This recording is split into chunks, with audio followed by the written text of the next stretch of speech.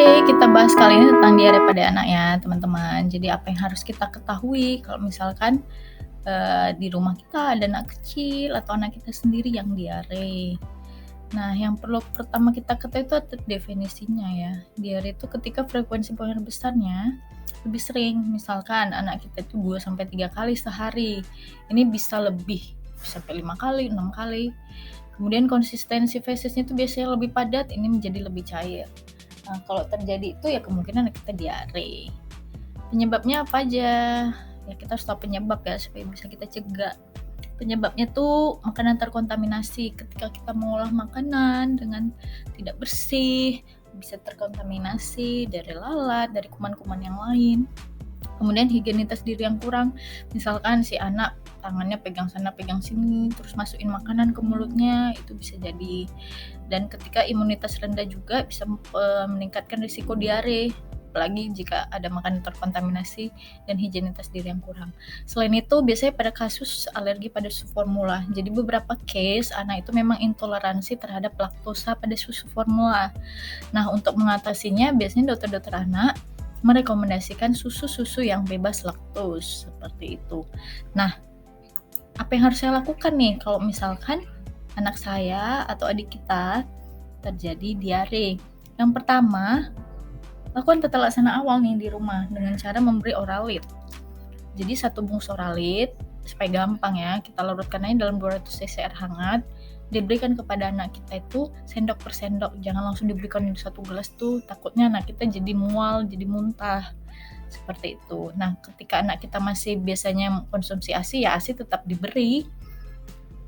Selain itu kasih juga air putih, kalau misalkan Oralit anaknya nggak mau, ya udah kasih air putih. Terus makan bubur dengan kentang. Ya, ini hal simpel ya, kita masak bubur, terus dicampur dengan kentang yang lunak, yang lembut, itu dapat mengurangi motilitas dari usus. Nah, untuk sementara waktu, ya kan, apalagi proses aku takutnya sering-seringnya itu diare, hindari beri susu formula, sayur dan buah. Karena apa, itu sulit dicerna serat. Sementara gitu. Nah, ketika frekuensi diarenya sudah mulai berkurang, sudah mulai stabil, baru kita kasih lagi supaya anak kita itu tidak kurang nutrisi. Nah, ini yang juga harus diperhatikan ya. Kalau kita biasanya orang dewasa kan suka nih beli obat di warung untuk anti diare. Nah, untuk anak-anak jangan diberi ya teman-teman, karena itu berbeda. Kalau anti diare pada anak, selain kita kasih cairan, itu kita bisa beli zinc ya, zinc. Nanti teman-teman bisa beli di apotek dan lihat cara pemakaian, dosis pemakaiannya itu di kemasan botolnya. Tuh, ya. Jadi jangan diberi obat anti diare seperti yang maksud saya yang biasa kita beli di warung untuk orang dewasa ya teman-teman. Biasanya sih kayak zaman dulu nih, sering nih kita beli, terus kita kasih nih 1/4 tablet ke anak kita, jadi jangan ya. Terus, nah, yang harus kita perhatikan lagi tuh adalah warning sign. Warning sign itu tanda-tanda yang kita harus aware, kita harus perhatikan. Apakah muncul pada anak kita? Tanda apa dokter? Tanda dehidrasi. Misalkan apa? Anak kita lemes, yang biasanya aktif, sana sini lari sana sini, dia udah mulai lemes. Nah, minumnya yang biasanya banyak, ini minumnya hanya sedikit, atau bahkan tidak mau minum lagi.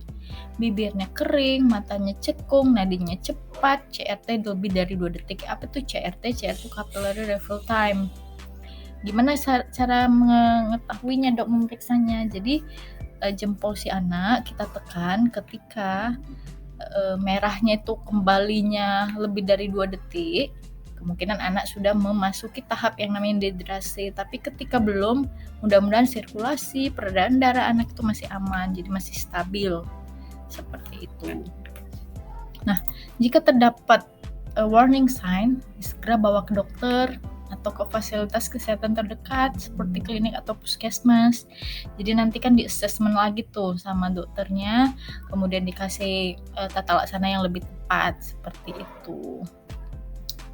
Ya, jadi take home message yang bisa saya sampaikan apa?